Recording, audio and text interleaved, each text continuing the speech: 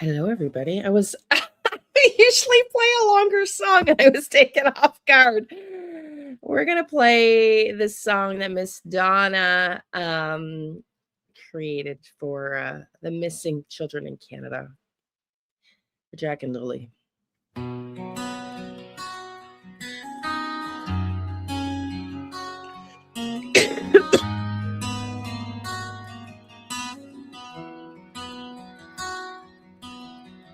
Across the quiet fields where the snow begins to fall, a silent question echoes down each and every hall. From the Atlantic shore to the Pacific's wide embrace,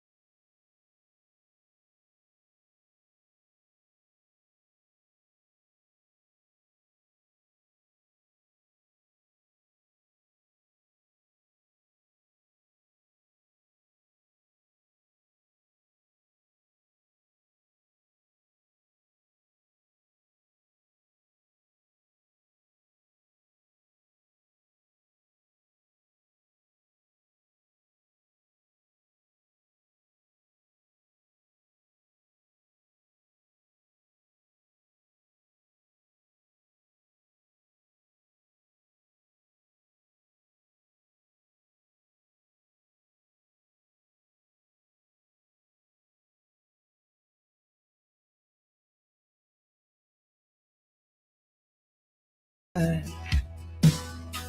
drawing left unfinished, a favorite teddy bear, gentle reminder stabbed, hanging in the air. A parent's heart is aching, refusing to give in, praying for the day when the searching finally ends and they can hold them again. Where are all the children in Canada tonight? Underneath the northern lights, hidden from our sight, we keep a candle burning, a constant, faithful glow, hoping that they feel the love where the cold winds blow. Be safe, little one, wherever you may be. The heroes that you need are hoping to set you free. Does the silence feel too heavy?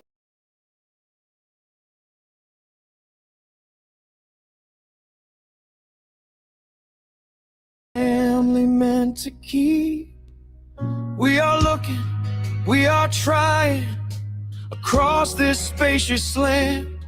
We need strong hands to help us. We need everyone to stand. Where are all the children in Canada tonight? Underneath the northern lights, hidden from our side, we keep a candle burning, a constant, faithful glow, hoping that they feel the love where the cold winds blow. Be safe, little one, wherever you may be. The heroes that you need are coming, waiting to set you free. To the parents waiting by the phone, you are not in this alone. Bring them home, bring them home. Let our heroes rise. His grandma was watching him boots planted. Creek searched, no neighborhood were checked. No cameras were looked at. No geofencing used. His grandma just turned around for 18 seconds and then little Dylan went poof. Truro police looked for 6 days. Why weren't the planted boots checked for fingerprints? Or even DNA? Dylan's mom don't speak to her mom anymore. Was it traffickers? Or did neglected to check all avenues because they choose to check the easiest thing was the body of water? He is still missing. Does he wonder if his family is looking? Does he still remember his daddy's voice? Does he cry at night when it's dark and scary? Why cannot Canada do better by the children? They need heroes to come along and bring this children back. They need their parents to hold them tight. Stand up, Truro. And the RCMP, throw those guilty, sick members of your offices and government out the damn door. Our children need a hero. Let it be you!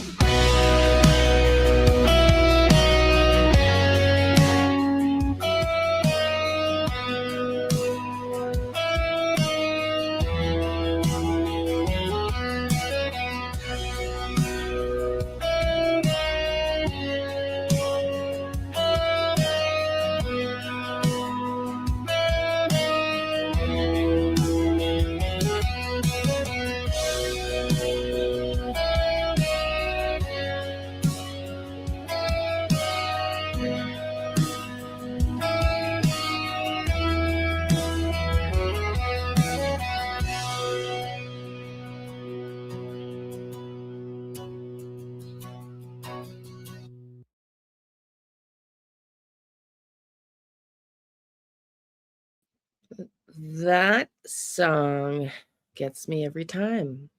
It's a powerful song, isn't it, Donna? Welcome in, everybody. I missed you all so much. I really have. I've been writing. But yeah, I had to talk about this. I had to talk about this. We know Malehya. Gosh, I feel like I want to cry just at the thought of these kids. Hey, Hope, sweetie. Hello, my baby's army, sweetie. Nice to see you. Say hi to the mods, everybody. Say thanks to the mods. I wanted to talk about this because I think it's an important conversation. Thank you, sweetie. I've missed you guys too. I'm all over the place. And I want to talk. It's not that I want to talk about me, but I can relate to what Malehya has been going through. And I'm not here to say that she is completely innocent.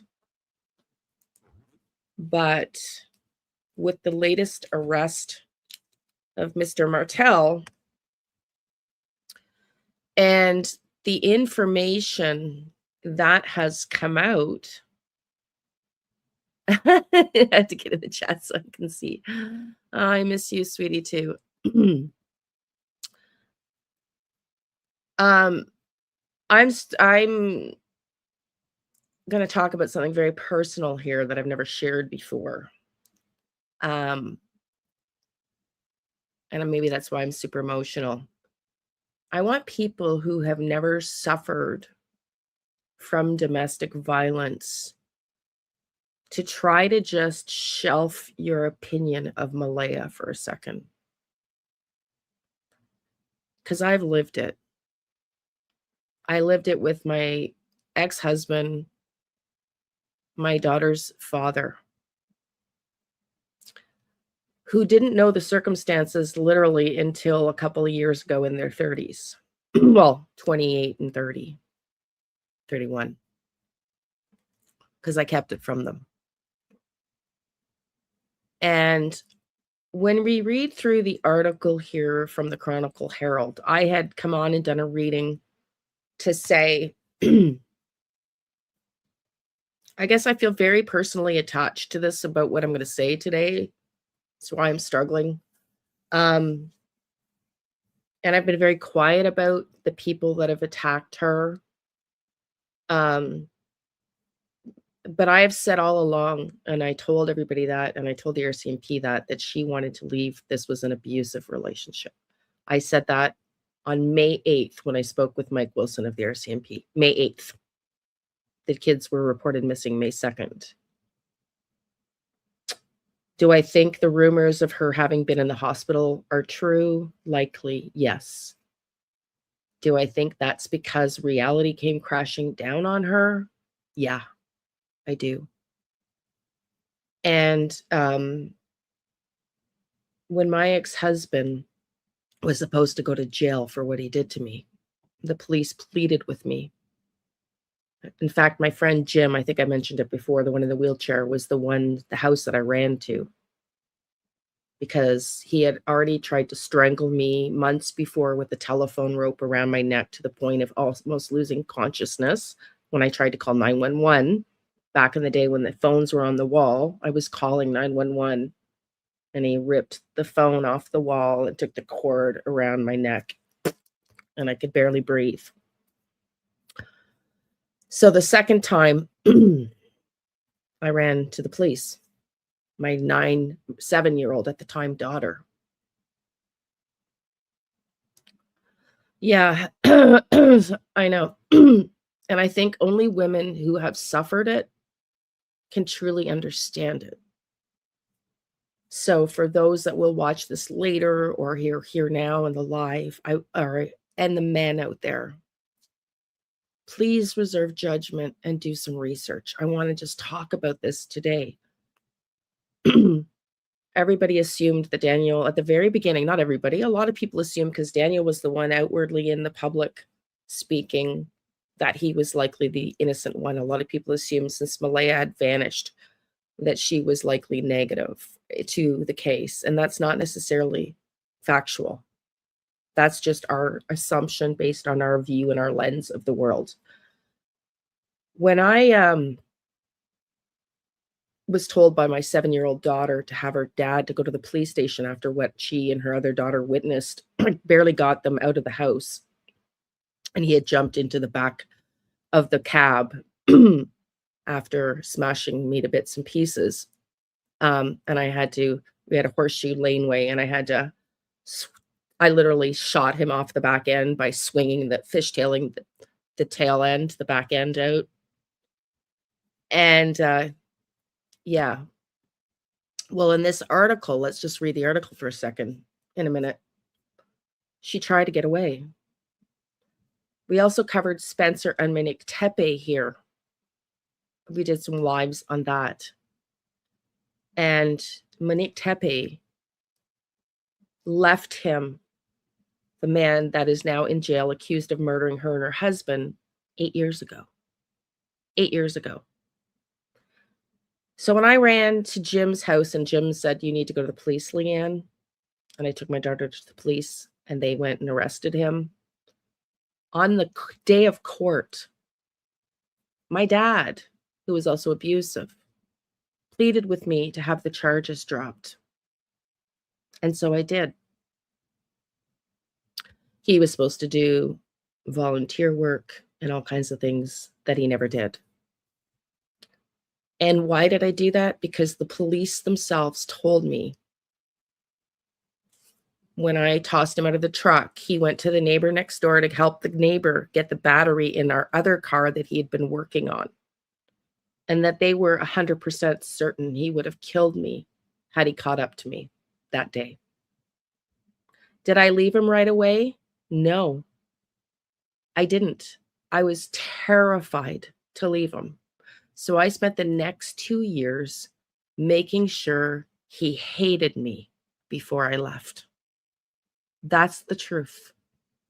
So for those that want to judge how easy it is to get out of a domestic violence situation when you don't have the financial wherewithal, you don't have the family support you need. My family was out of town. And like I said, my dad was the one, an abuser, who pleaded with me to have the charges dropped, because 1 year in jail wasn't going to really do anything for me financially or my kids, and only going to piss him off even more. To this day, he's not remarried. He only proposed to his 15-year girlfriend of 15 years after I told him to. And my kids would tell you that he probably still loves me. And if Jim was on, Jim would tell you too. And Jim would tell you he probably would have killed me that day, though. So it's a real issue and it's a real problem. So I'm not here to change anybody's opinion of whether she should have or could have or what she didn't. But I'm going to read this article because from that we can extrapolate. It's a fine line. It is a fine line. It is a fine line.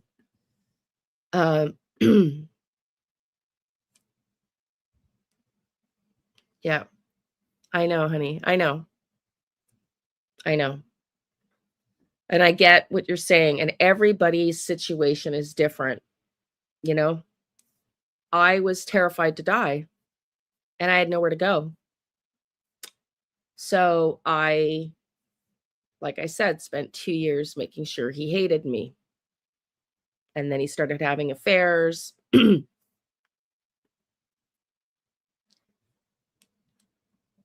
Yeah, so this is different. Like, it depends on the era. So when I'm talking, I'm 57. This was back in the 80s where the things were different. Like, the police didn't, nowadays, because women do what I did because out of fear,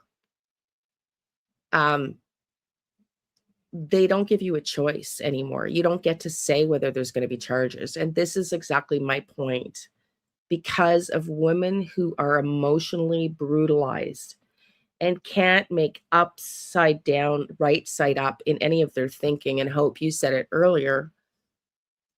When you're in fight or flight and trauma, your brain physiologically cannot make the right decisions. I'm also a coach, or was a coach and trained as a coach, and I know how the brain works. And when you're in a fight or flight or freeze mode, because your nervous system is in survival mode, your body's the brain's the entire purpose is to conserve the brain. And so all of your energy centers shut down except for what is immediately needed in the brain. And so it's like trying to get a mouse out of a paper bag, but the cheese is, he can't get out of the bag to get the cheese because there's no way out of the bag. Like, you're stuck and confined in this way of thinking loop that you can't get out of. So I guess that's my message, is to try to educate yourself. We're going to read the article. I'm going to go through some facts. And you don't have to agree with me, but if you've never been in the situation, we don't know her entire situation. But I think we do know that the police believe there's enough evidence to say that she was the victim of confinement. Perhaps he wasn't letting her leave. Maybe he was truly threatening the kids' lives or whatever. We don't really know. But let's read this article because other people have covered other articles. This was published, today's February 1st. My grandson, we're going for supper tonight. Levi is 5 today. We just had a FaceTime happy birthday. I think we're doing dinner as a family next weekend when Dallas is around, my other 5-year-old granddaughter. But we're going to go to Boston Pizza tonight. And just very excited. My son-in-law made him, all he wanted, so cute, a video of them this morning waking up. All he wanted was like a construction site, like a sand table full of sand for his toys. So they have this massively big PlayStation downstairs, or play room. And they've got the big blue tarps on the floor because the sand is everywhere. It's like I said to my daughter, oh my God, you're brave. She's like, it's his birthday. It's what he wanted. Oh my God. Anyway, so when we read this article, RCMP in Pictou County have charged the stepfather of missing children, Jack and Lilly Sullivan, with sexual assault involving an adult complainant. Daniel Robert Martell, 34, of Lansdowne, Pictou County, is also charged with assault and forcible confinement. RCMP spokeswoman Allison Gerard said in an email Thursday that Martell was arrested on Monday at 11:30 a.m. in Pictou County without incident. All the charges involve the same complainant, court documents show, and occurred in Lansdowne. All 3 alleged offenses happened between September 1st, 2024 and March 30th, 2025. The kids went missing May. So for over a year, March to May, March, April, May, just over a year, 15 months. the last 2 years that they were living there. The visit, then he took me to court again for a visit canceled, and it was me who almost ended up in jail just for trying to protect my yet. It's just not as simple, and it's a real problem, which we've learned in covering the Monique Spencer and Tepe Spencer case. There's a problem in the way our justice system operates when it comes to abuse of relationships with partners. And man, oh man, men can be the victims too. I'm not saying it's all men. I'm just, when the woman isn't working like Malehya wasn't, and there's financial constraints, I just want us to educate ourselves and not jump to assumptions. Because I think, hi Faye, nice to see you, honey. And if your abuser is on math and a psychotic in another ball game, believe me, with kid, it could still be. Yeah, exactly. Well, this is it, because math is known to trigger violent episodes, right? It's known to have a violent, and we learned that again from Nick Reiner. This is the thing about true crime, if I personally enjoy the learning part about it, and I mean, I already knew that, but I hadn't heard it from a professional. Drugs to control his mental state now. Yeah, absolutely. And because his brain has been rewired with the math, right? The drugs, the math rewires your brain too. So it's just not as simple. So I just want to talk about this because for a second here, with these dates here, all 3 alleged offenses happened between September 1st, 2024 and March 30th, 2025. And let me just say, as a Canadian, RCMP don't just, yeah. Oh, is it? Okay, sweetie. The RCMP just don't blindly charge. They have to have a serious amount of evidence. And this might have been part of what Malehya was doing in the hospital, was coming down into a reality, because it takes a while for your body. And I'm going to bring it back to myself right now with this channel. Y'all who have been following me from the beginning here know my trauma. And I'm still in a financial crisis and trauma to this day after what happened to my dad. And so my decisions with this channel and what I'm going to do with it are based on finances and back and forth and all over the frickin' place. Because when you're in a traumatic situation, your logic is not the same. Your brain is wired into survival.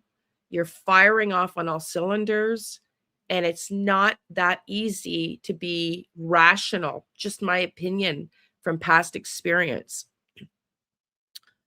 And like I said, it's evidenced when I finally get some financial stability in my life, I bet you I'll be able to finally focus more and figure out exactly how I want this channel to move forward, because I've tried all kinds of things, and and you get triggered out of nowhere. I get triggered out of nowhere with my PTSD still. Yeah, absolutely. And so the reality for her to have left the home after the kids were taken, to me, and I said it back then and I felt it back then, she left because she knew. I bet you that wasn't the first time Mr. M, my opinion only, threatened her with the disappearance of those kids. And so when she wakes up and they're gone, she already fucking knew, excuse my language. There wasn't any fucking thought behind it. She didn't need to fucking contemplate. She'd been living in terror already. And so it took her to be stabilized for months. I'm just guessing. I'm not an expert. I'm just an expert survivor, not an expert professionally. But I would bet dollars to donuts that it took her months to stabilize. And because of that, it probably took her months to figure out what she wanted to do with this. Did she want to try to get justice with her kids? I get triggered with any abuse. Absolutely, honey. And I do too. And that's why sometimes I have to take, like, my struggle with true crime is not that my passion's not for it. It's that, one, I can't do the same case over and over and over again where there's nothing to report on. And two, it's extremely traumatic for my body, particularly when I'm channeling and getting visions. It's very traumatic. She also could have been blacked out or blocked. Yeah, absolutely. I mean, we just don't know. She might have turned to drugs herself as a survival mechanism to block out the pain and the fear. So we don't know. That's the facts. We just don't know. But we know more than we did back then. We know that she has tried to get out of that relationship, and that these episodes happened as far back as, what was the date? March 2024. March 2024. Anyway, so for Malehya Brooks, if you ever see this, I doubt you would, but if you ever do, I feel you. I feel bad that you went through this. It's revenge crime. Malehya wanted to flee. Yeah. This is all about control and power. Control and power. September and 24 to March 25. Thank you, honey. Yeah. Yeah. Absolutely. Yeah. And the kids went missing in May. So, I'm sure we will find out more. I'm sure we will find out more. But this, I just did a little bit of research. The case of Jack and Lilly Sullivan, who disappeared from Lansdowne Station, Nova Scotia on May 2nd, 2025, has highlighted the intense public scrutiny often placed on mothers in high-profile missing persons cases. This is according to Chat. The AI. The children's mother, Malehya Brooks-Murray, has faced online accusations regarding her decision to stay with her then common law partner, Robert Martell. Recently unsealed court documents and news of Martell's arrest, on January 26, 2026, for charges including sexual assault, and forcible confinement of an adult female provide critical context for her situation.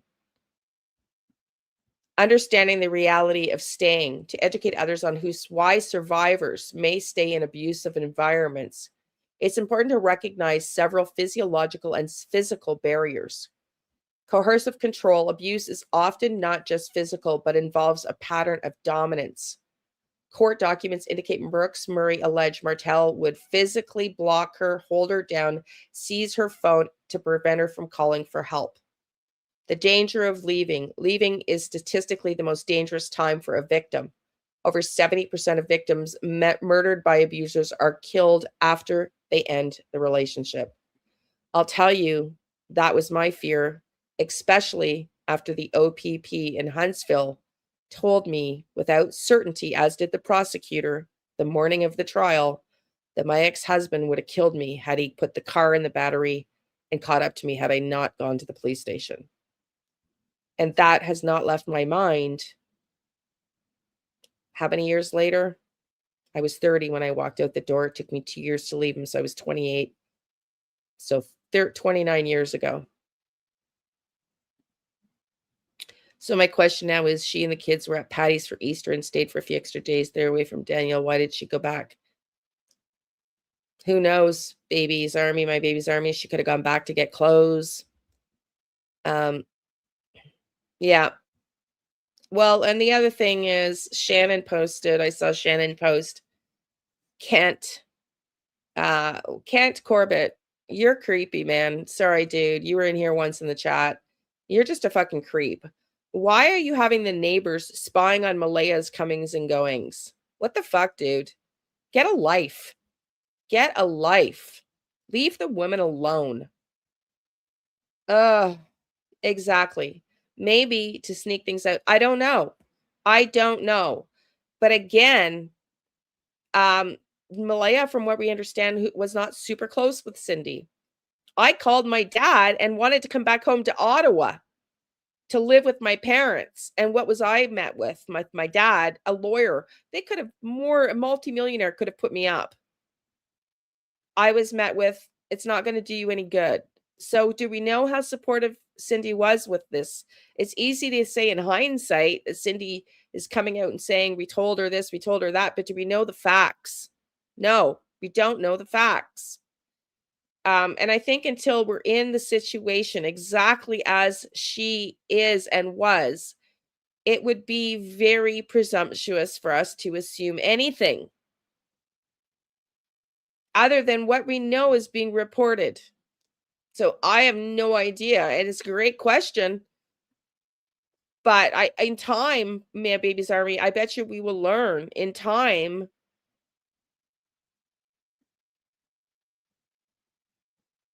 Maybe she didn't, I don't know. Maybe she wanted to plan it. I don't know. But let's go back to the educational piece that I was reading on. The dangers of leaving. That's exactly what I felt. So I personally spent 2 years making sure he would hate me until I found out he was having an affair because I slept in our bedroom and he slept in the basement for 2 years. I didn't want him fucking coming near me or touching me. We barely spoke. It was very uncomfortable. And when I realized he was having an affair, which, hey, I didn't give a rat's ass. Fuck, I was happy. I finally went to an attorney and gave him some papers and walked out the door, which is why he never contested me moving back home to Ottawa with my daughters. But the situation that my kids were in also escalated. There was no heat in the house. He was a drug addict. And my babysitter had to report what my younger daughter said to her about the step girlfriend's son. And they had to launch a Children's Aid investigation. And Children's Aid called me and said, get your kids out of your ex-husband's girlfriend's house now. And so I took them to Ottawa and he didn't contest it. Back to Ottawa. But I'm just saying, having lived through it, I saw the writing on the wall at the very beginning. I said it here, and I'm not trying to be arrogant, but I was right. I said it. I think this is just the beginning. Absolutely. Absolutely. Absolutely. I agree. This is just to scare him. They can't arrest him on the missing children. And they probably don't know whether they were sold. I don't know whether they know. But you can bet dollars to donuts that they have enough evidence to charge him on this. And Malehya needs to stay strong. So she doesn't do what I did. So she doesn't back down later when there's a trial and do what I did and say, I'm too afraid. We need to support if we want to see this man held responsible. Thank you, honey. No, I'm not saying it either, Hope. I'm not saying it either. I'm not saying it either. I'm just saying we don't know, And she's probably living with that guilt every effing day right now. But man, oh man, there's days I wake up and I'm like, fuck, I feel like I can't just ground myself and stay still because I'm still in survival mode after what happened to my dad. That's just my reality. And when you're in survival mode, you just don't think as clearly. You just don't. So, the dangers of LEVA, trauma bonding. Survivors often experience intermittent reinforcement where periods of intense abuse are followed by the honeymoon phase of affection, creating a powerful psychological bond that is difficult to break. I went through this in childhood too. It wasn't until I was in therapy for my failed marriage that I would learn from 2 social workers, 2 therapists, psychiatrists, no, psychologists, sorry, they didn't prescribe meds, that I was the scapegoat in my family dynamic with my dad, my mom, and my sister. And I would bet that Malaya also, and I've talked briefly about this, the programming of generational trauma.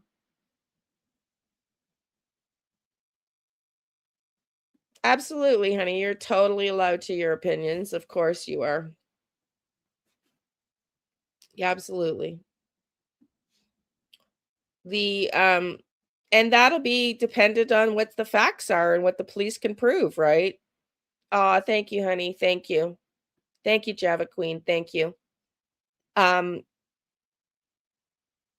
Java Queen, I'll just let you know so you can decide if you want to stay around. Hey, Lori. Um, because I also volunteer as a psychic medium. Um, welcome in. So if you decide you want to leave because you don't want some of my content knowing that, I just wanted to be transparent with you. Because I wouldn't want you to come into some chats and find out that I do psychic mediumship work. Thank you, honey. I mean, I'm very happy to see this. It's snowing there in Georgia. Oh, I know. The weather has been wild everywhere, eh? I hope everybody is staying warm. I made some chili a couple days ago, so it's yeah. Well, we have to respect everybody's opinion, my baby's army. I don't know either. You know, I'm just going on what I felt as a psychic medium, right? And because I've had the visions and I just intuitively, and told this to the RCMP May 8th to Mike Wilson, that, you know, I felt that she had been trying to leave, that she was abused. And this was long before anything came out, you know? So, anyway, let's just read a little bit more. We already knew about the DM doing these things to her, just wasn't in the documents. Yeah, I mean, I guess we knew, but did we know? No. I mean, we believed it to be true, but we didn't know. No. You guys have no empathy for her, eh? Okay. Well, I mean, the facts are the facts, y'all. And I know you have no empathy for her, but the facts are this is a problem. I'll Google it in a second. It is a legitimate problem. You know, they say the same thing. What is that when you have the captives and then the kids are captured and then they're brainwashed? What's that? The brainwashing of washing of victims of kidnappers. What's that called?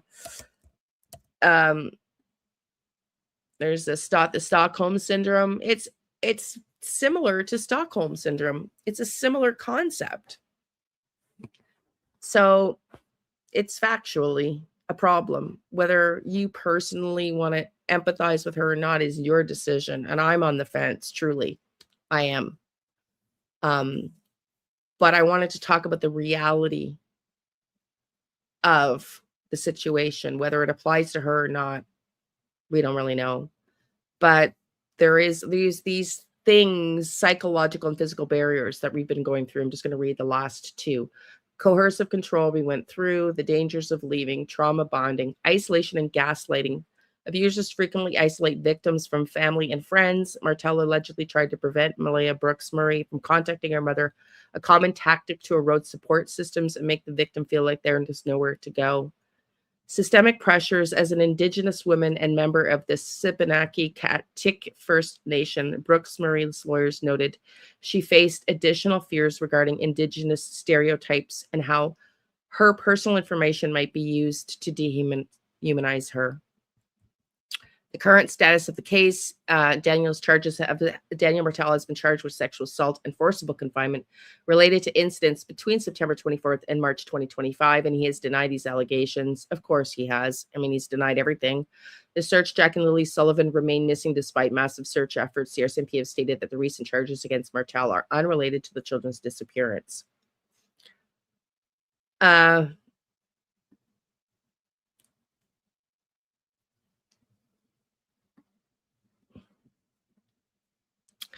Yeah, I mean, Lori Green, have you ever lived with domestic abuse personally?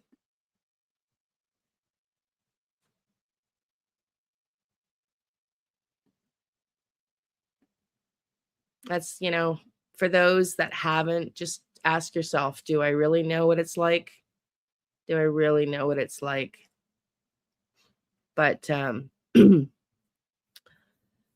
let's go in. I want to just Google search.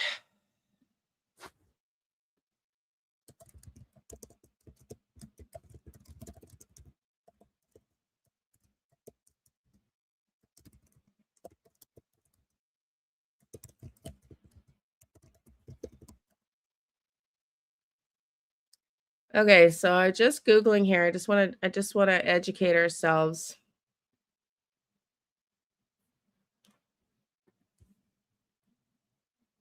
I know, honey. I know. But she still sees. I don't know. I think a lot of those things are assumptions here. So I just want to Google, and I did, how prevalent is the problem of women leaving abusers? These are the results. On average, women will make seven attempts to leave an abuser before ending the relationship permanently. 7 on average. There are so many possible individual circumstances constraining a woman's ability to pack a bag and turn her back on abuse that it can be challenging to catalog in a meaningful way. This is coming from Why Don't Women Leave Abusive Relationships in the United Way Greater Toronto blog. And this is the same article. On average, women will make 7 attempts to leave an abuser before ending the relationship permanently. There are so many possible individual circumstances constraining a woman's ability to pack a bag and turn her back on abuse that it can be challenging to catalog in any meaningful way. But there are patterns and patterns of abuse and patterns of reaction to abuse.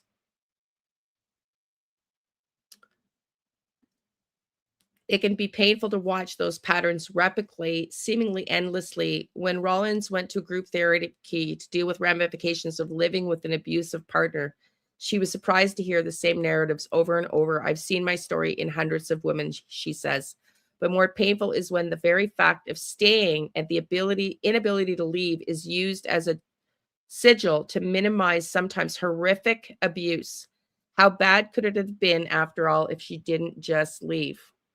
For such a long time, we considered family violence a private matter, so there are a lot of misconceptions about what it looks like, says Soji Tate, communications manager for Women's Habitat, a United Way founded shelter and resource center in Etobicoke.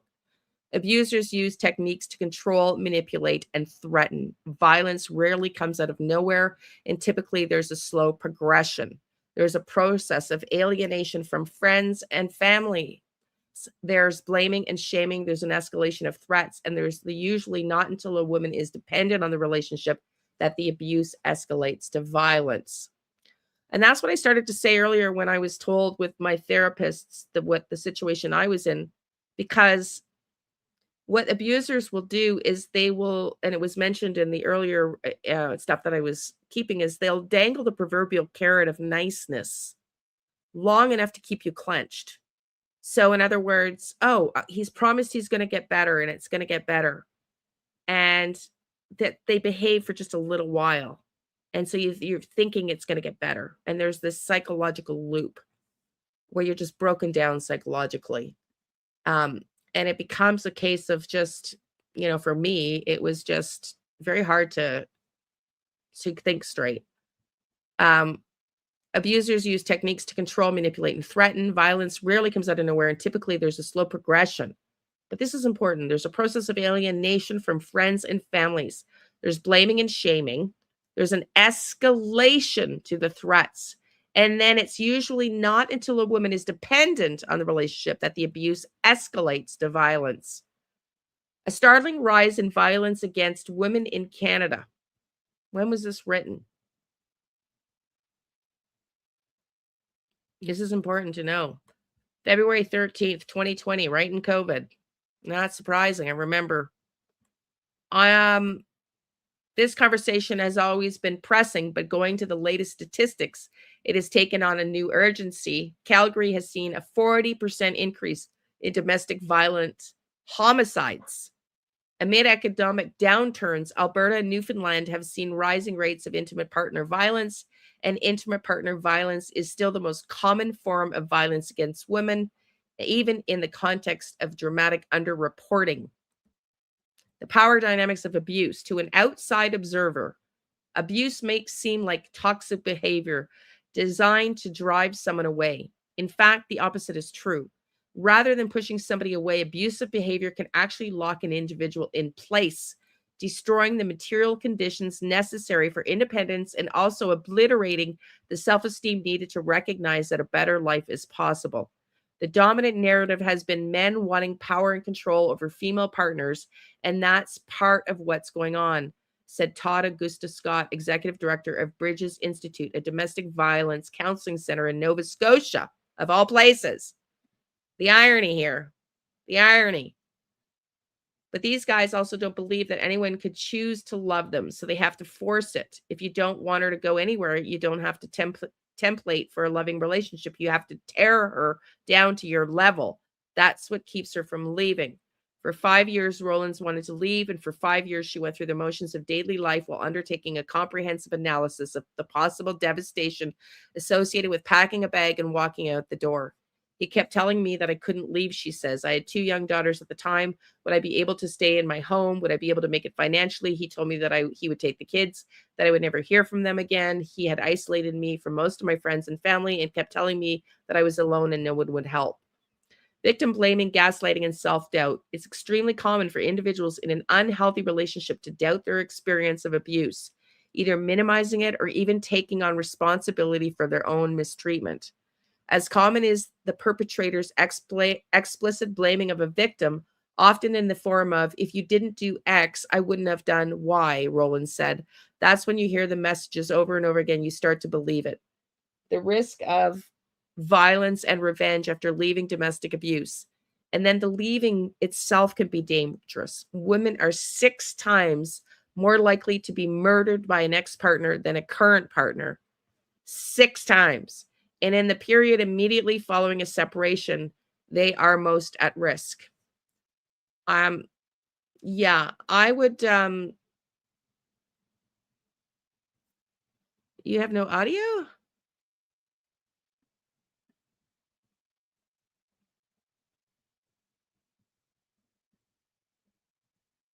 Laurie, you came in late, ma'am. I lived it. I didn't live my kids being abused, but I lived it. So.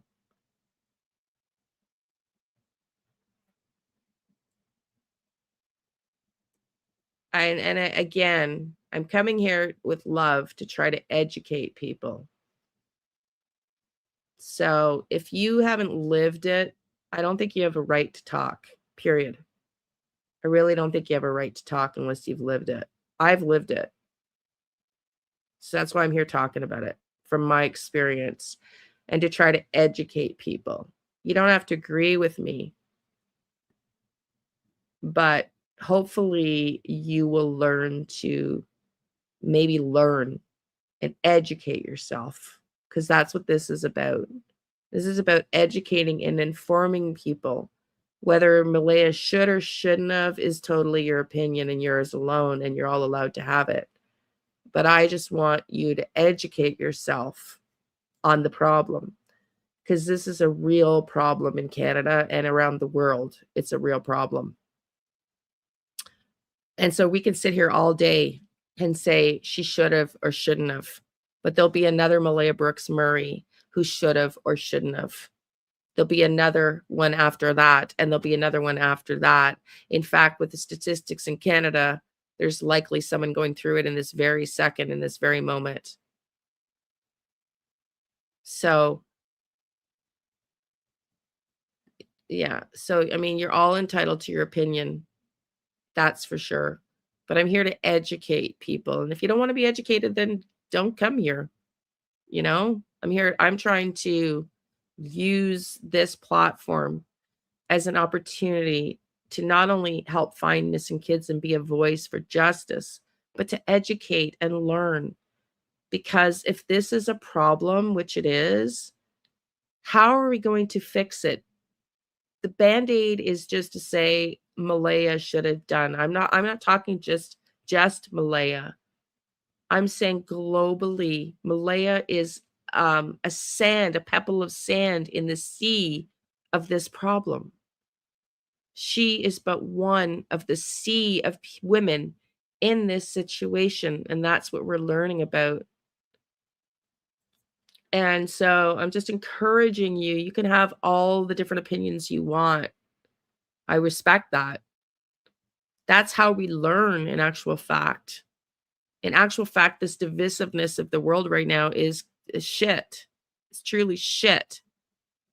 Because the only way we actually get to learn is to hear other people's perspectives. And if we haven't lived it, I don't think we have a right to judge because we can't possibly know. I can't talk about trafficking children. I've never lived it. I can't talk about, uh, you know, things that I haven't lived through from personal experience.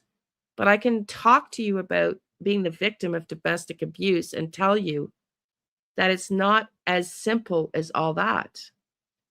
So if we want to make progress in the world, if we truly want to see this world evolve for the better, we have to do things differently. And if they're not working, we need to look at that. And whether you think Malehya should have or shouldn't have left earlier is up to you to decide. But the reality is, Malehya is part of a bigger problem that women don't leave abusive relationships when they should. And that is the problem that we need to figure out. It's not just about Malehya. Yeah, it is specifically with Jack and Lilly, but I'm trying to go globally here in my conversation to say that her decisions are reflective of a global issue that we need to figure out. We need better systems. Yeah. So much shame in the cycle of abuse and yes, exactly. It's just, if it was so easy, I wouldn't be reading you statistics that say otherwise right now. So I just am asking people to just open your mind 1%. 1%. All of us, myself included, 1%. If we just open our minds 1%, and if we learn to talk with each other and communicate instead of at each other, which I've done too, talked at you. This does not exclude me, includes me in this conversation. If we could all do better in trying to talk to each other and understand, we might be able to find a new way forward because it's not working.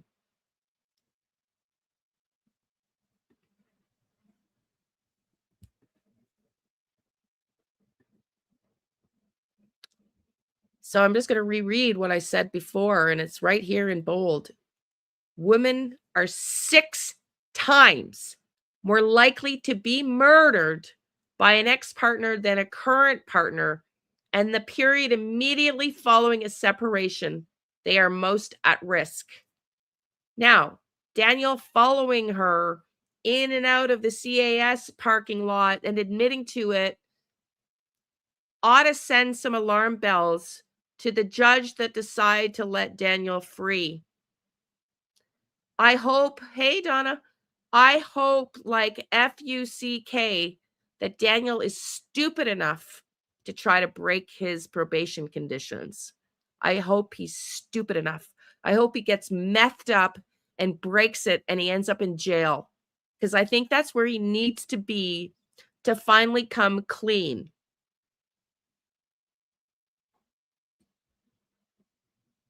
Yeah, me too, honey. Me too. Me too.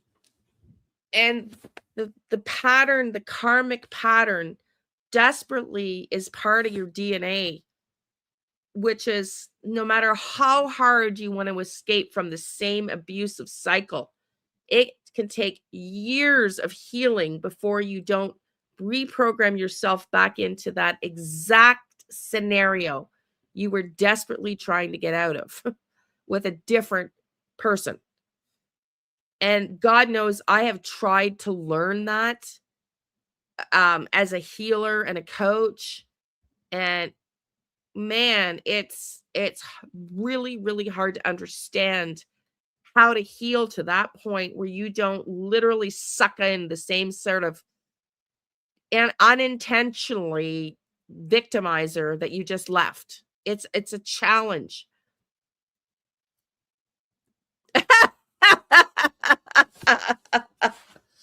Yeah. Yeah. Okay, so let me just keep reading on this article. So I'm going to do some other research in a second here, but that's really scary, those statistics. In addition to the exhaustive pragmatic concerns, a survivor fleeing domestic violence will have to tackle things like ensuring physical safety, securing a new place to live, finding sustainable work, maintaining custody of children, securing their educational continuity, and dealing with family alliances. There are also psychological barriers to grapple with. Even the idea of identifying oneself as a victim can lead to an uncomfortable crisis of identity. Hospitalization rumor, just saying, potentially, just saying. Stabilized finally, not in the situation, everything unravels and you start to wonder like, whoa, just saying, potentially what happened, what was going on when she was in the hospital, maybe crises of identity. What does it say about me that I chose to love someone who treats me this way and that I stayed this long? Thinking you can change him, but love can still flourish in the corners of even the most violent partnerships. Survivors are often attached to the affection their abusers meters out. I had a vision of my life would be like. I would meet the man of my dreams and we would buy a house together, get married and have kids. Part of me just kept trying to get back to the guy at the beginning, the one who was so kind and thoughtful and wanted to give me the world. The one that made me feel incredibly loved and safe. We had a house together that I invested so much time and energy into my relationship. Just kept thinking I could fix it and he would change. Anyways, the other parts of this article are the cultural stigma around divorce, intimate partner violence in LGBTQ couples, a brutal choice, domestic violence or homelessness, planning to leave an abuser. No matter how clear it may be to an outsider that person needs to leave an abuser, take notes that it's important not to push. Instead, focus on harm reduction strategies and safety planning tailored to individual circumstances. That might answer the question you had earlier, my baby's army, about why she didn't leave right away. Hey, YouTuber, nice to see you here. We wish she'd gone and gotten. Yep. Absolutely. Absolutely. You know, I'm sure Malehya is going through a long list of I wished I should have's right now. I wished I should have's. Talked about abusive relationship. Thank you, honey. Hey, Hope, can you send me the link, honey? Can you send me the link?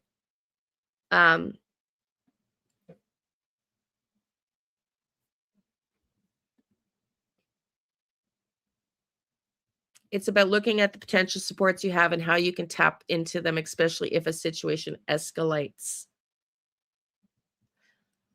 For some women, it might be packing up some belongings and leaving them at a friend's house, or it might be finding a drop-in program or stashing some money away. Malehya didn't have a car until recently either. I bet you that was part of the planning, was to find her a car. Several months before Rollins left her partner for good, she started a password-protected note on her phone where she kept a daily log of the abusive things he said and did. I made excuses for him all the time. He just tired or stressed out. He doesn't mean it, she says, but there in clear, undeniable text was a pattern of abuse she found harder and harder to wash away. After planning her departure for months, a sudden burst of violence finally pushed her to the end of her marriage. So, that's probably, yeah, I think so too. I think so too. So, am I saying she's not responsible? No, I'm not saying it at all. But if you're just coming in now, I started off with my personal, thank you, honey, my personal explanation of how my own ex and how I made sure he hated me for 2 years. I've never shared that before here, before leaving, because the police told me he would kill me when I wound up at the police station after a physical attack. And absolutely, she is cooperating. Absolutely, she is. And thank you. Oh, I deleted my Messenger, Hope. I've deleted Facebook. I didn't want to do Facebook. I only did it for Krista. She kept hounding me to. I found being on Facebook traumatic because my mom's vision, even though I blocked her family stuff and pictures kept coming up, my sister, and it's just like, I don't want to be on Facebook. No offense to Facebook, but since Facebook is a cesspool, I hate Facebook. Thank you, honey. I absolutely hate it. I only did it for Krista. Oh, sorry, honey. I know. Sorry. Like I said, I never wanted to do Facebook. I can't stand Facebook. It's just a cesspool, in my opinion. That's why I was never on it before. Hey, Ren. Thank you, honey. Thank you. So, yeah, if you're just coming in now, at the very beginning, I shared my own story of being afraid to leave my ex and making sure. I can't stand it. Yeah, that's why I was never on it before I left. If you're just coming in, go back to the beginning. I was just talking about, I know, honey. I know. I can add it back in if you want, Donna. It's just, fuck. You know what I could do? I don't see, the problem is if I could just have, we got to figure out another way. Oh, my daughter found my mitts. Same, zero privacy. I don't know. I just don't like the attitudes on Facebook. It's very bullying, like, especially in Canada. It's just a bullying. It's just a bully. So it's just a bullying platform. I don't do any social media. I really don't anymore. Like, YouTube is it. That's the only place I'm really on, truthfully. So yeah, we'll have to figure it out, Donna. There's just so much. As I was saying, if you're coming in now, I was saying earlier how I tried to leave and made sure my ex-husband hated me for 2 years before I left because of the fear of what he would do to me. And my daughters to this day still don't even know that. They only know that he was charged. And they only found out a couple of years ago, literally 2 or 3 years ago. 2 years ago when my ex pulled some bullshit on me and I'd had about enough of covering for his fucking ass. So I got the police, I called the OPP in Huntsville and Privacy Act and got the arrest report. Thanks, Donna. But I was talking at the beginning how it's not so easy, and I want to educate people, and I'm not asking you to defend Malehya or believe she should have done anything any differently. I'm just asking people to look at the fact that we know now the charges specifically come out and say that she was abused, and it has to be her that Danielle was charged with abuse with, because it specifically says the time period when she was living at Gerlach Road, and it specifically says at that residence. So we now know that and it started March 2024. So she was trying to leave. I bully in math, it's timing bum. Yeah, exactly. and you have no financial means. And when I said at the beginning, my dad told me, I'll never forget the prosecutor, his name was Rizzo, and we were in court, and my dad had convinced me, he's just going to go to jail for a year. He's going to come out and be more pissed off. He's not going to be working in the meantime. I was a stay-at-home mom, and we had moved there so I could be a stay-at-home mom. Mind you, I was working at the bank, but I think I had left the bank. And that's when I decided that I needed to get into real estate, because it was the only way I could survive financially in a small town. There's no jobs in Nova Scotia. I was dealing with the same situation, but less severe in a small town of where you're not considered local unless you've been there for 20 years. I went into real estate, and I wouldn't have survived had I not gone to the one company I did, because I got all my traffic, because it was in the mall in Huntsville Place Mall at Coldwell Banker. And all my traffic was coming up from Toronto. And then I got to establish myself as a realtor. And that's what I planned on for the 2 years before I felt safe enough to leave, where he wasn't going to kill me, because the police told me he was going to kill me. And they believed it with every fervor in their body. And so the prosecutor, on the day my dad told me to drop it, yelled at me. Are you, sweetie? Yeah, I was in real estate. I'm no longer. I was a coach. I was a real estate agent with Keller Williams, and won international awards. And then they asked me to be a coach. But, and I was both paid to be a bold coach and a MAPS coach, one-on-one coaching with Keller Williams. So that's why when I say know about the brain, I know about the brain. And I know about the pattern of thinking that we can get stuck in when we're in survival mode. And I was saying, if you've been following me from the beginning, which Ren, probably one of the people that you're here now from the very beginning, knows, I've been all over the fucking place with this channel, up and down, and not making a sound decision, because I'm still in survival mode. Until I can pay my bills and feed myself, I'm still in survival mode, which is the consequences of the trauma and the financial abuse that my daughters and I and my dad were faced with after my mom did what she did to my dad. And I'm still in stress. I'm still in PTSD survival mode. And until I can get my finances stabilized to pay my bills, it's the reality. And so some of you are looking at me going, what the fuck is this woman doing with her channel? Because there's days where true crime is just so much for me emotionally that I'm like, I don't know if I can keep doing this, because it's hard on my system, especially as a channeler and a medium. It's hard. So I know, honey. I know. I love you too. I love you guys for it. I love you. And I love you all for being here and supporting me. And so again, I just want to reiterate, I'm not saying she's not somehow liable, because I don't know. I really don't know. But God knows what he would be willing to have done that night. Did he drug Malehya? Fuck, we don't know. Thank you, sweetie. Thank you, Ren. I mean, I truly am a true crimer, but I haven't been able to watch it for Donna. You are so sweet, sweetie. Thank you. You really, really, someday when my book sells and I have money, I'll be repaying you, honey.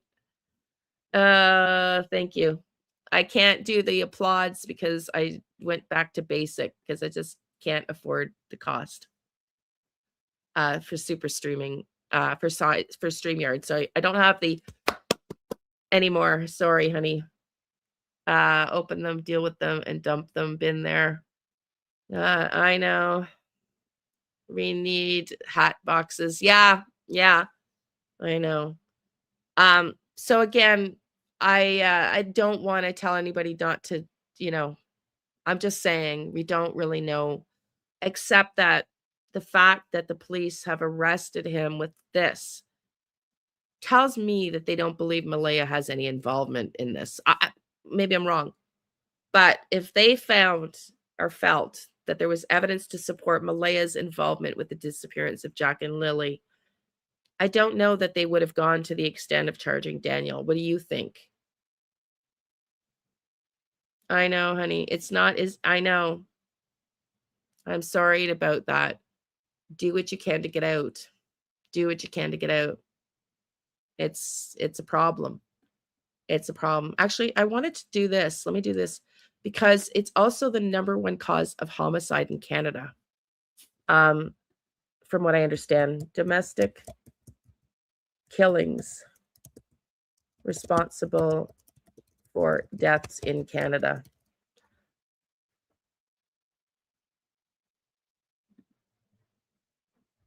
One in 5 murders in Canada could be a plea deal. Yeah, I thought about that too. Could be a plea deal too. But if that was a plea deal about Jack and Lilly, wouldn't they have arrested him on that?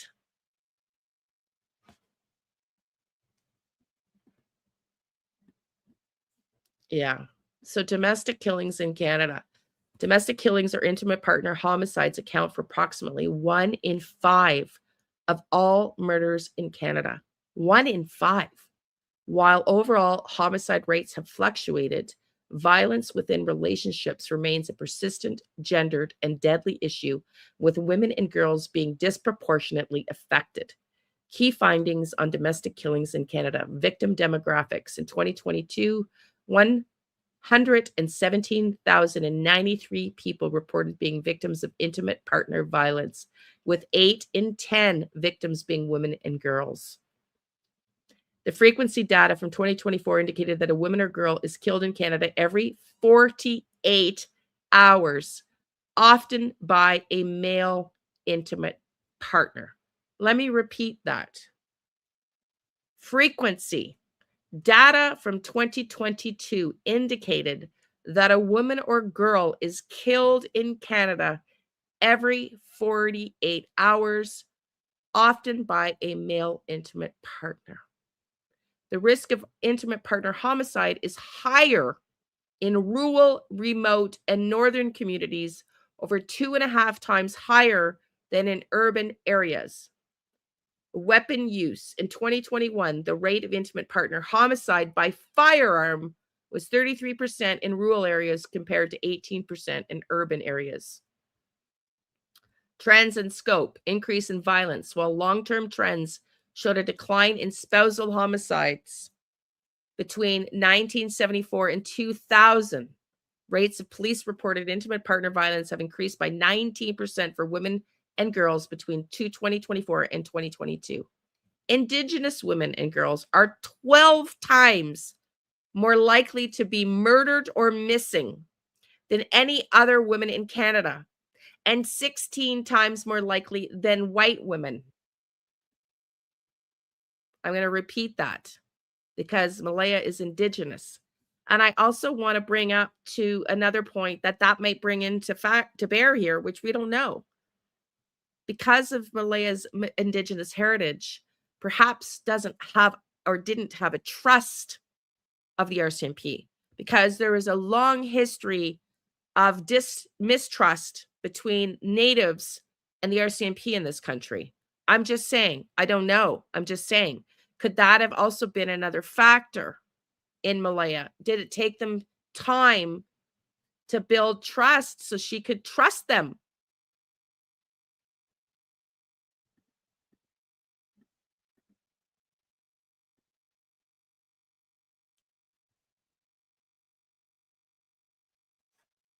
While long-term trends showed a decline in spousal homicides between 1974 and 2000, the rates of police-reported intimate partner violence has increased by 19%. This is Canada specific for women and girls between 2014 and 2022. Indigenous women and girls, like I said, are 12 times more likely to be murdered or missing. And a lot of them are not taken seriously by police. They believe, and I believe as well. I have worked on Indigenous missing persons cases locally with the police once. I told you about it. And the police did not want to take credit for the fact that we found the girl. But it's a fact that there's, a lot of people that don't feel, a lot of women that are missing that don't ever get found in Indigenous communities.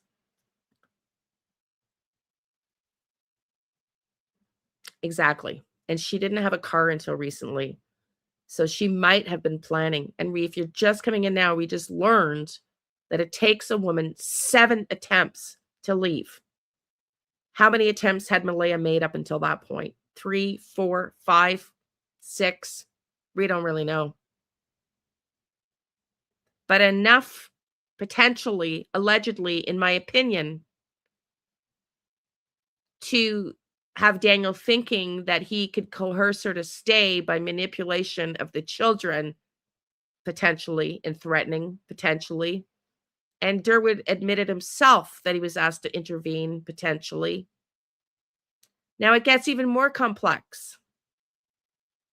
She is actually, yes, I agree. I agree.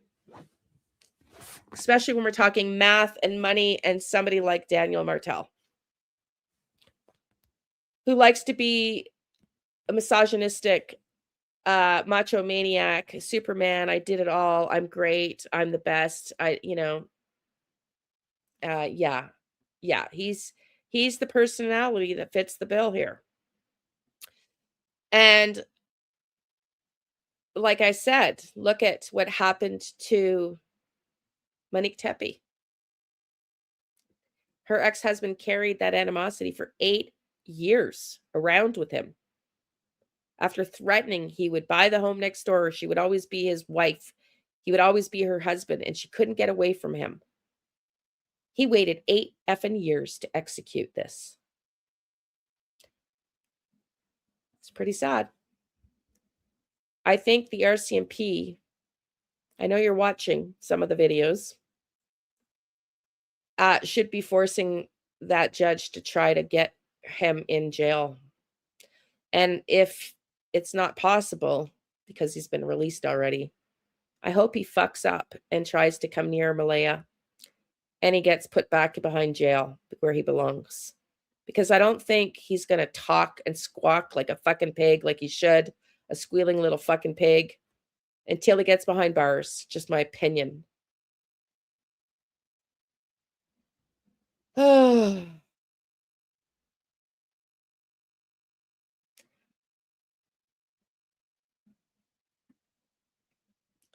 She could. I just don't think the police are there. To me, if they thought Malehya was responsible, they wouldn't have charged Daniel with this. Just my opinion. Truly, I think it's not the same case, but it's wrapped into the same case.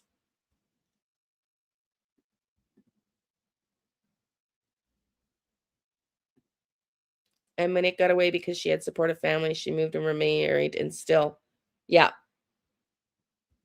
I don't know.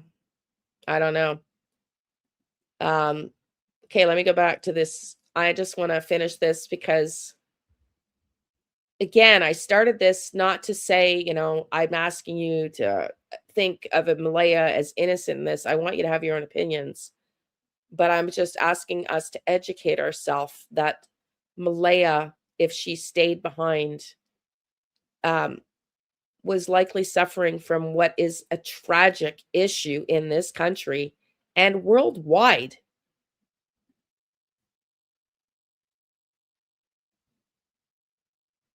Yeah, could be.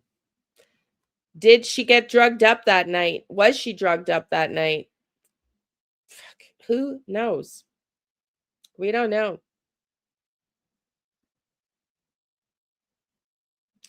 Well, that's what I'm hoping. I'm hoping he gets jail time. But I'm actually hoping long before that, that he pulls a stupid, that he gets methed up and he tries to follow her and he gets put into jail and he's asked to talk. And it could be that Malehya did nothing that night because out of fear. It really could be. We don't know. And that she was offered a deal in all this. We don't know. But I'm just trying to, again, raise awareness to the fact that there is, whether she did or didn't leave, there is a totally hoping that he does. If I could just voodoo it his way, just so he's a complete dumbass. I just want him to fuck up. I want him to fuck up so bad right now. I want him to fuck up so bad right now.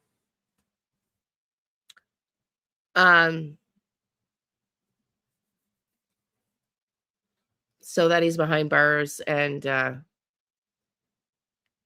you know, it is complicated. It's very complicated.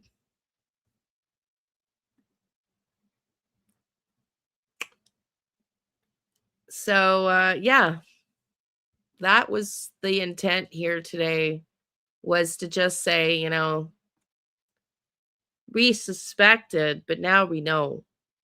We suspected, but now we know. Oh, I know. It's absolutely disgusting, and that's why I said Kent Corbett. I saw Shannon post something that, you know, a text from Kent. Oh, Malehya hasn't left the house or whatever. It's like, dude, you're disgusting. Why do you care? Why are you so concerned with the comings and goings of Malehya Brooks-Murray, Kent Corbett? Why? And Deerwood, why? Why are you doing Daniel's dirty work, dudes? Why are you doing Daniel's dirty work, dudes? I mean, Kent, I'm not so sure. I think you're just stupid, truthfully. I think you're just dumb. Deerwood, I'm not, you know, I have a belief it's a little bit more expanded than that, than just stupid. But you know, you all should get charged for stalking. And I encourage Malehya, if they're stalking you and following you, if you are watching, or if anybody gets to Malehya, have them charged for stalking you if they are monitoring your comings and goings, my dear. Yeah, his little soldiers. Well, yeah, they all need to be agreed. They all need to have little ankle bracelets on. They all need to have little ankle bracelets on. I did a remote viewing. I pray. Yeah, I know, Donna. I know you sent me that yesterday. Do you want me to go back and add Messenger just for chatting on mods?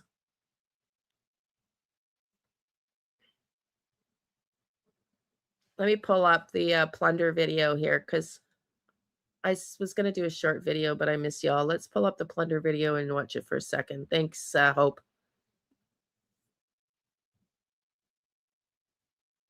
Okay, because this is based on the Monique Tepe. Oops. I think the children accidentally ingested drugs, and yeah. Could be, my dear. Absolutely. We don't know, right? Could be. Absolutely. Okay, let's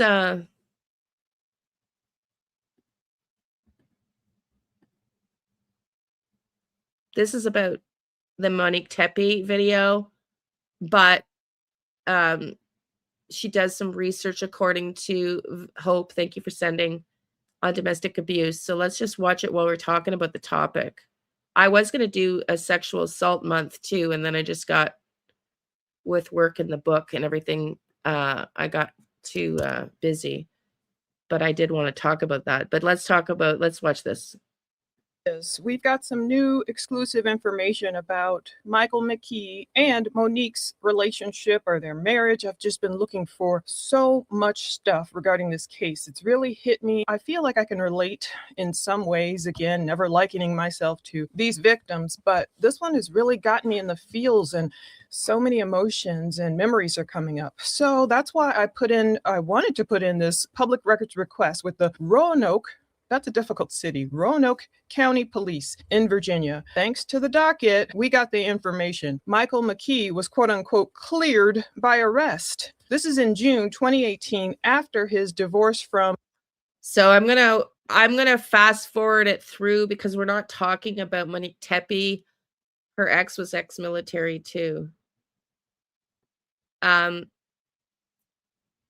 they're not Daniels. No.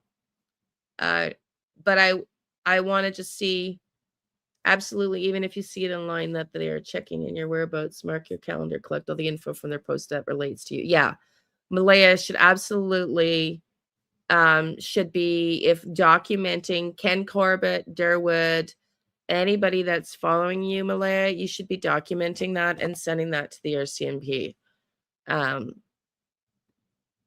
So I'm going to just see if I can find where it starts to, because Hope, if this is just all Matthew McKee, I don't know where it starts. Let's just see. Any, I asked for, of course, incident reports, body cam videos, 911 calls.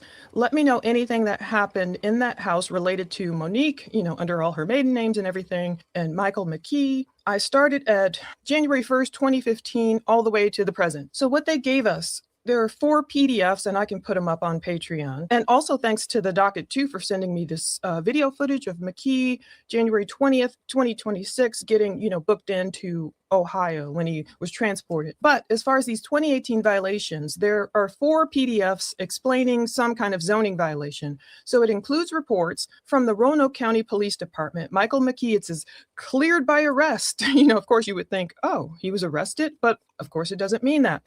Anyway, we'll get into it. June 9th, 2018, we're going to fit this incident into the timeline. So let's begin and I'll explain it all.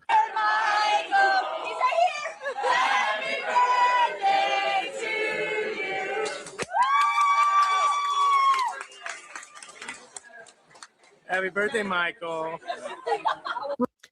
Now, I'm not going to play this whole thing. Hope, I don't know how long it takes before it gets into the... Is it just about this case, honey, or is it like just about abuse in general? Maybe we can fast forward some. Okay.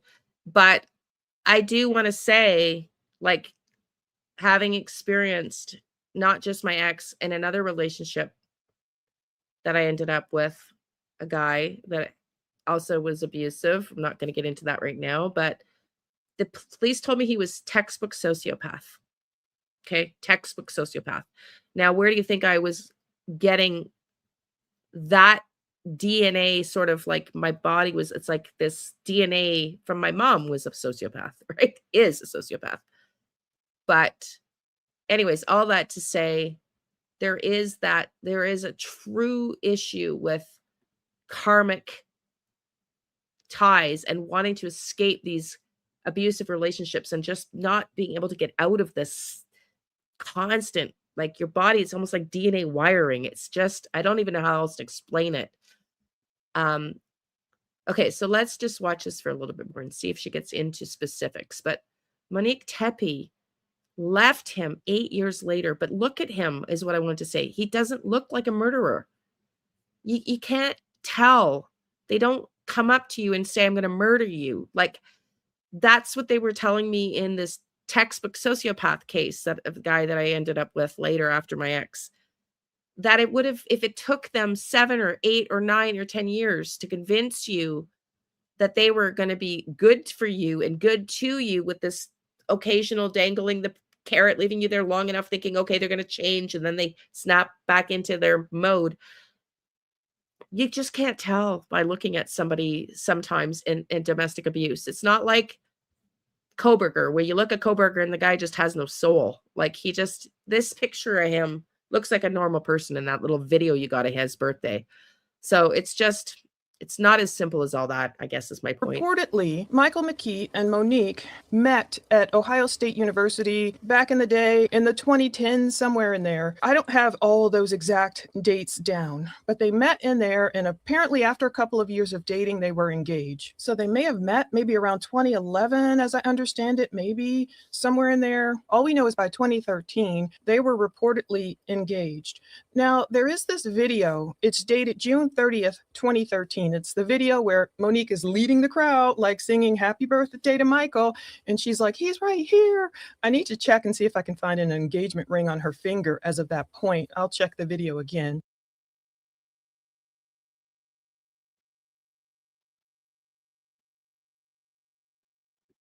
And being abusive, and that's one thing that gives you pause. But again, no blame, no shame, nothing. I understand some people are wondering, well, why would Monique never call the police? Well, why wouldn't she report this? Why wouldn't she just leave? Monique did, in fact, leave. And unfortunately, she just could never shake McKee. Maybe she bowed to the pressure. Maybe it was, the honeymoon period. Some men, some women, whatever, perform these grand gestures to win you back. For example, I met I don't like to call him my college sweetheart or anything, but I met my ex in college. And forgive me, people who don't like when YouTubers relate the case to themselves. I'm not doing it in a way to like paint myself as any kind of victim. I'm just saying how I can probably understand Monique's thinking for the people who've never been through it, or for the people who've, never been mistreated, or some people have. And my whole point is that sometimes they do these grand gestures. Like, I met my ex in college, and then later, we dated a while, whatever. It was rocky, it was horrible, but there are good times too. And maybe that's what Monique experienced. The fun times, like when she's singing to him, and they probably have wonderful times. But then when the bad times just totally outweigh those good times, you're in a negative position, and you want out. There has to be something better. Like, single people often comment on these videos like, I'm so glad I'm single, Anyway, I met my ex in college, and then we dated, and then I graduated first, and he asked me to marry him. I was sitting there. It was like an afterthought. I was getting ready for college graduation, and it was just like, will you marry me? It was almost like an afterthought. Like, how can I get you not to leave? Eventually, I left. He was in Florida. I moved to Chicago. We did sneak away, elope, got married. I was 22. I didn't know what I was doing. And then there was this grand gesture right when I was like, maybe we should just call this off. Let's just, stop this. He performed this grand gesture of driving all the way up from Florida to Chicago to take me out to dinner for our first anniversary. And then I was like, okay, fine. So I'm wondering if Monique didn't perhaps want to actually marry him, or maybe she did, or maybe she thought she could love him enough into changing. There's this photo, the one where Monique turns 30. It does not look like she's wearing a large wedding ring, but they were fresh out of college, Monique and McKee, adulting, starting their new life. And that's one thing. I guess that's why we shouldn't make any major decisions, they say, when you lose someone, or, during big times. So like leaving college, moving, making major life decisions because you feel like you should, like just because it's a timetable, is wrong. I just wish I had listened to God or accepted God so much earlier in my life, which I did, but you know what I mean, accepted Jesus and been saved and let the Holy Spirit lead me. Because instead I had in my mind, perhaps Monique did, a lot of people might, you go to school, you go to college, you graduate, and then you get your MRS degree. It might sound old fashioned. I don't know. Some people still believe that. I just always had in my mind, go all the way through school, graduate from college, get married, have kids, but sometimes when you have your timeline in your mind, it might not be the person God has designed for you. But they moved forward. September 14th, 2015, McKee bought this home in Roanoke, Virginia. It's according to his background report I got from that Crime Timelines. I think I said it wrong before. CrimeTimelines.com. I've linked to them below. A good bit of information there. So maybe Monique had it in her mind, like, okay, we're starting off life. We're going. I've driven through Roanoke many times on my drive from Ottawa to Florida. Interesting. Very interesting. Especially in the last few years when my dad and I were down there dealing with shit. So I think I'm going to keep it at this, an hour and a half in. I thank everybody for being here. I don't know what's next in this case, but I am praying. Yeah. Absolutely. Yeah. Absolutely. And when you're in a traumatic experience like that and you're manipulated and gaslighted and emotionally abused, you start to believe it. It's hard for people to understand, but because my wiring has taken a very long time and I'm still not there on rewiring my brain from not being allowed to be held, wasn't allowed to be held. Scapegoating. Two therapists told me I was in a scapegoating environment, and that's why I say I can speak to this somewhat, having lived it. I'm not Malehya. I can't say anything. I can't say. Thank you, Sharon. I can't say for sure, but I think this had a factor. The abuse, the situation, the whole reality of having been abused is not easy to deal with. So I just wanted to come in here and hopefully educate some people, myself, all of us on, the situation, because if we want to end filicide ever in this country or around the world, we need to figure out a better way of helping people who are in domestic abuse situations. And maybe it's not relative to Malehya as much as I think it is, but I think it certainly played a distinct factor in this case. And I think that's why there's charges. That's just my opinion. I think if the RCMP thought Malehya was also responsible for the disappearance of Jack and Lilly, I think they wouldn't be, thank you, Donna. They would not be charging him right now with what they're charging him on. And I'm hoping and praying that they're doing it, which is what I think they're doing it to do, is to get him in a position where he doesn't feel so effing cocky and he doesn't feel so effing arrogant, and that he might start to be pressure cooked into talking and revealing some things. We'll see. We'll see if it works, but I do believe that this is the right direction, that this had to happen if we're ever going to see justice for Jack and Lilly. So I hope that that happens. And I'm not going to say what I'm going to do next because I have no idea at this point in time today, whether it'll be a tarot reading, whether I'll get a vision tonight. I tried to, like I said yesterday, I tried to do remote viewing, and that got kiboshed when my guides decided to come in and give me some information about where these kids are potentially, which I did a video on, and I had to brought my pendulum out. I don't know. I wasn't guided. TikTok, boom. Yeah, exactly. I wasn't guided to the location the way I was with the missing boy that I did find. So I don't know. I was guided visually by Google Maps, taken to the exact location. My ear's ringing now. So I don't know if I should do that with Jack and Lilly because I'm getting validation here. Because I pulled my pendulum out, but that's not how I found the missing boy that drowned in the St. Lawrence River in Rockport in 2018, September 2018. I went to Google Earth and my guides brought me to the house. I just was looking around and I just had my attention focused to one house. So maybe I'll try that because I am getting validation, but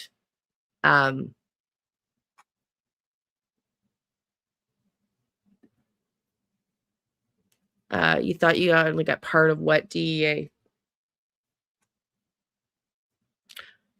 I just don't know, Donna. The challenge is I don't know, since Mike Wilson's no longer on the case, what to do with it. Like, I don't know. That's my challenge. But yeah. Anyways, go watch that if you didn't. I heard very, very clearly oil drum, like a barrel. And I know we've seen those at Brad Wong's fire pit. So hidden inside that. He'll never talk. Yeah, I hope you're wrong. Faye, I hope you're wrong. I hope you're wrong. Think if they have somebody very experienced in human behavior, that they might be able to get him to talk. I do. I think he wants to talk. I do. I think,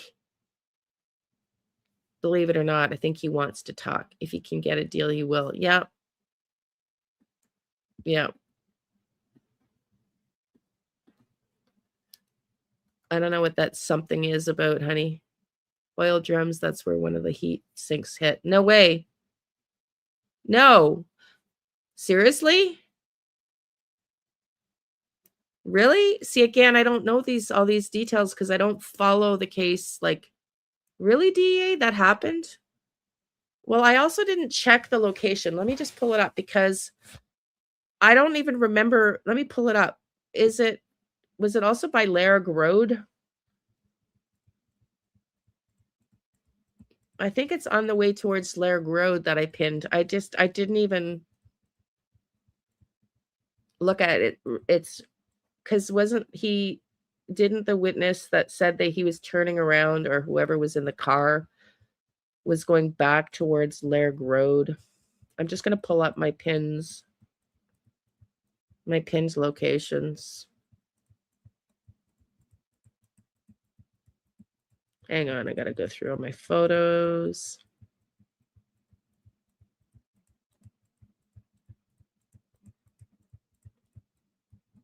And I pinned a location without zooming in. And when I zoomed in, sorry, I'm just trying to find it. Got so much stuff in the Jack and Lilly here. When I zoomed in, it's literally at the end of a walking trail that I didn't know existed. So it's possible that it could have been a possible location, because I'll pull it up now. Well, if you didn't see the live, you can go back or the video I did, you can go back and watch it. Why am I not getting, hang on. I might have to just pull it up from my phone. I thought I saved it to my desktop. Okay, hang on, let me pull it up. I didn't know that. And I didn't know.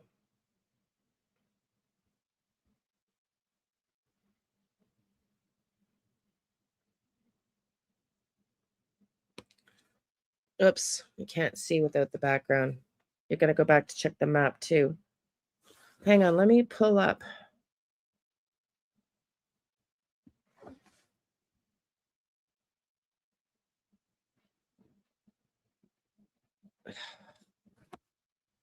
Just bear with me.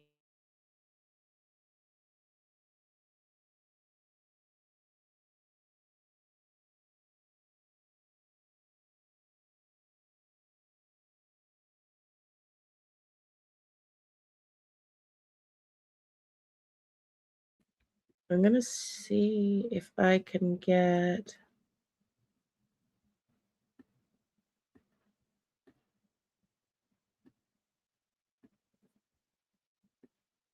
Hang on.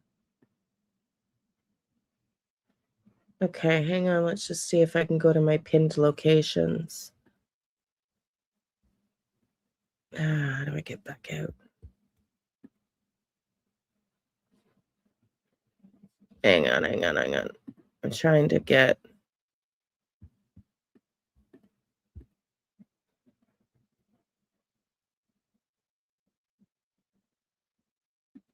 Hold on, guys. I don't know how to do this on the computer. I usually use my cell phone. Come on. I'm trying to get my pins locations to come up, but I don't know how to do it. So just bear with me. Bear with me, please. Come on. There we go. No, okay. So, no, it's a different account. For the love of God, how could I have more than one Google Earth account?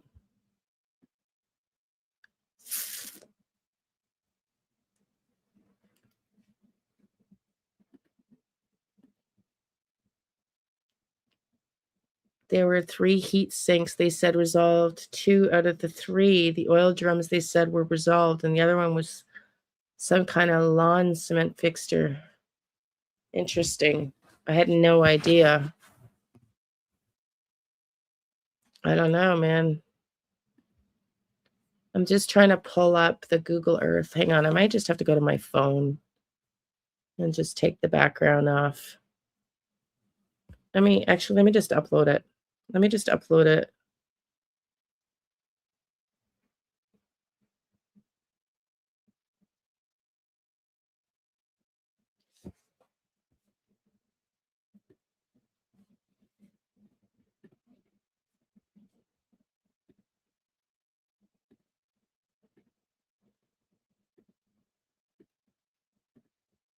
Whoops, hang on.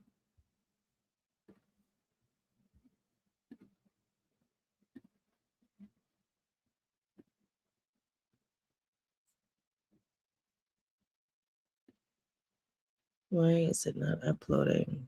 Come on.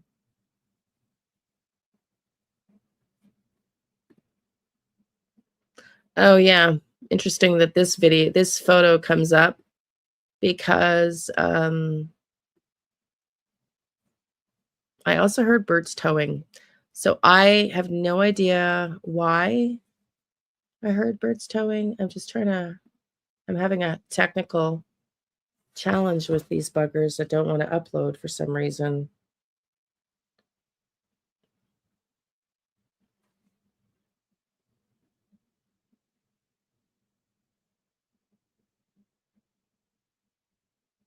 Let's try again.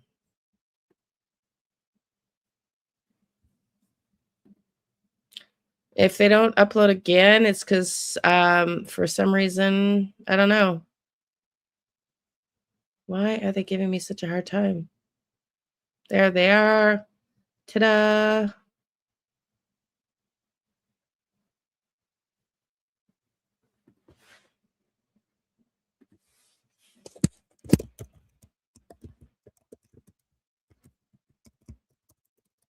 Yeah, so I mentioned it in yesterday's video. Go watch it. I said I heard birds towing, which I don't know why. I don't know.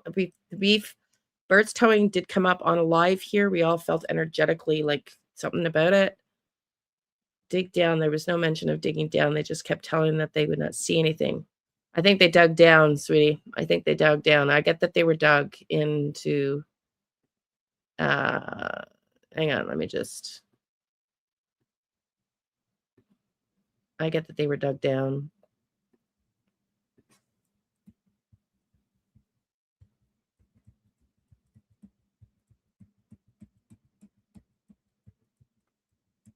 And that's why yesterday in the video, I actually researched, like, why do the cadaver dogs, like, could the cadaver dogs not, would they have not picked that up? So is it possible is why I titled it that way, because I wasn't taken in the same method, but I'm going to try and see if my guides will take me after this. But I just want to show you this first, because I did, before I posted it. Yeah, but it's words towing now. It was Bert's towing, sorry, or something, I think. Yeah, words towing. Bert's towing, there's a name change or something. But it's words towing now, yeah. But I heard Bert's towing, and I don't know what that is about.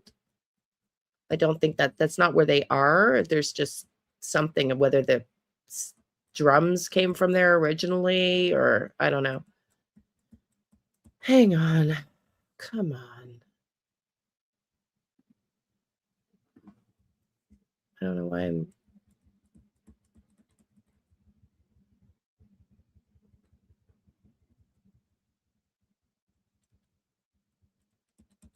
I wasn't going to pull this up, so I didn't get prepared. And I don't know why it's giving me such a hard time here. I mean, it might not be that Spirit doesn't want this to come up. Because I'm going to try to find it again. There it is. Okay, so there we go. Okay, so I pinned both of these. I know I can't zoom it in. I'm so sorry. But yeah, I pinned both of those. Hang on. I just want to see. Let me pull up Google Maps. 1407 Garlock Road. And it's down this way, I think.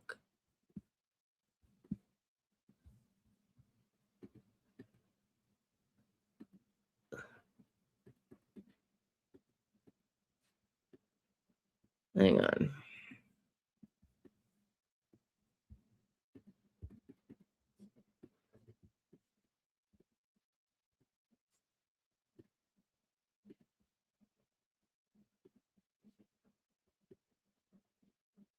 Okay. Okay, I'm going to bring you now to where this is.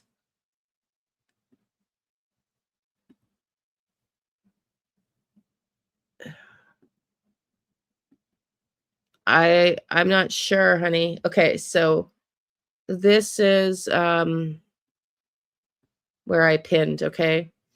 So you can see the line. This is where I got. I'm just going to change it to the Google satellite in a second here. So I pinned it on the street map, and then I turned it to Google Earth so I could see the trees. So I pinned it right in here, and they live down in here. 1407. Let me just do 1407. Hang on. No, that's not the one. 1407. I'm not sure why it's not giving me 1407. Come on.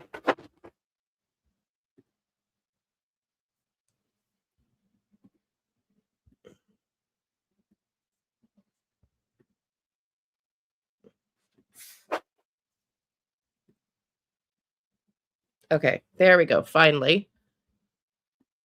Let me make sure y'all are still with me. Oh, that stopped. Why is it giving me such a hard time? Okay. So there from that location, if you keep going down Gairloch, it turns into Stewiacke. This is where I pinned, and I did not know the terrain in this, and I get right in here. So I want to just see how this is relative to towards Lairg. Is this towards Lairg? I don't think it is. I think it's the wrong way.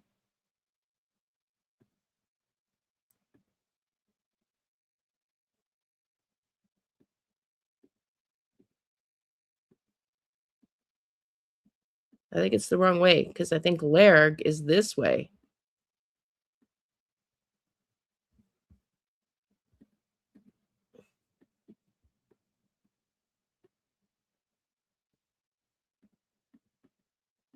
Where's Lairg? No, it is towards Lairg. Shit! Oh, wow. I had no idea. Lairg is, can you see it? A new Lairg? Can you see it come up? It's right here.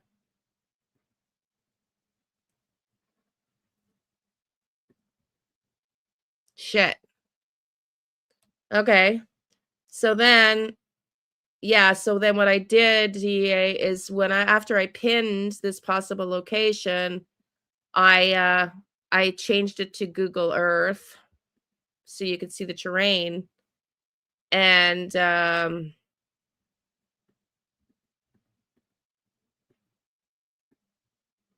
on, that's the wrong one. The hell is it doing?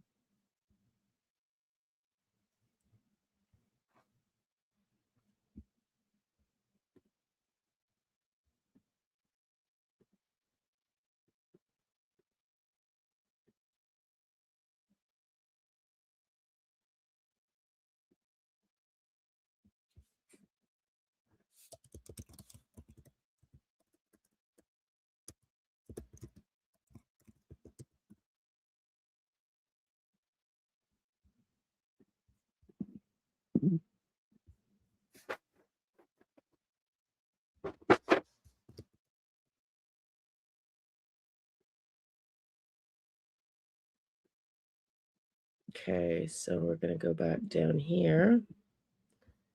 And this is the area, and there's the road. Hang on, is that the right one? It's right here. So where I ended up pinning, unbeknownst to me, has a road in. Let me just find it.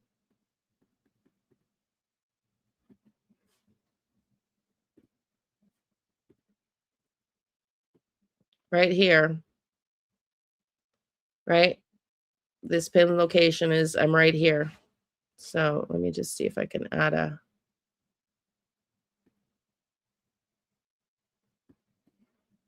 Okay.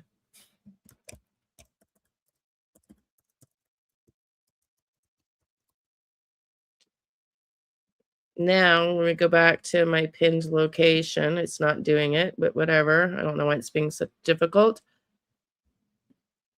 But you can see here, there's this road.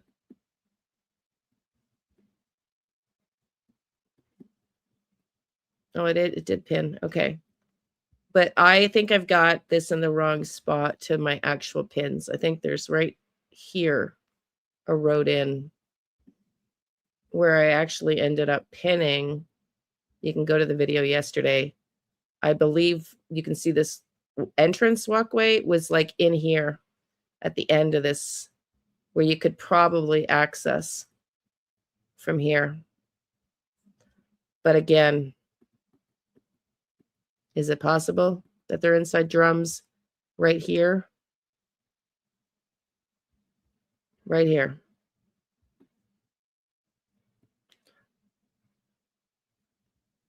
Yeah, I mean, it could be.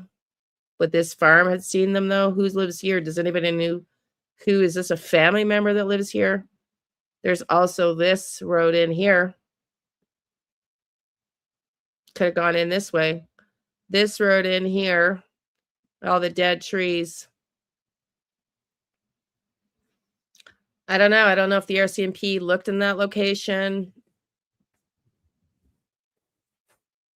You can't see it, Donna? You couldn't see it the whole time? Oh, shit. Are you kidding me?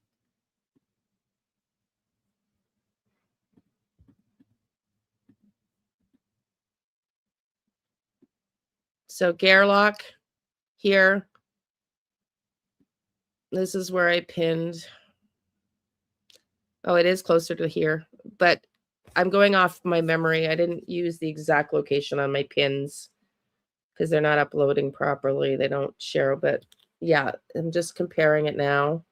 Probably the actual pin that I did is probably, let me just move it more in here.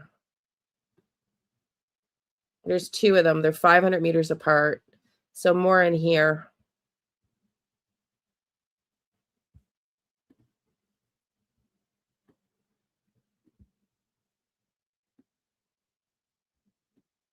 More in there.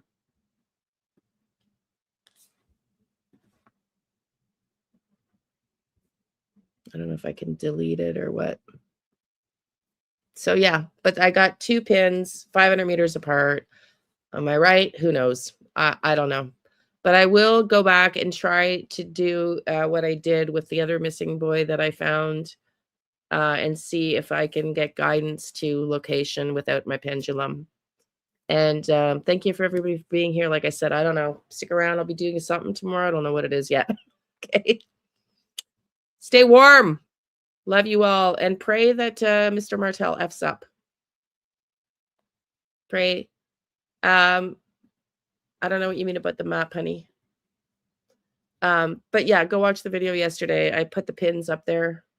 We'll see y'all in one way, shape, or form tomorrow. Love and light, everybody. Have a good day. Stay warm.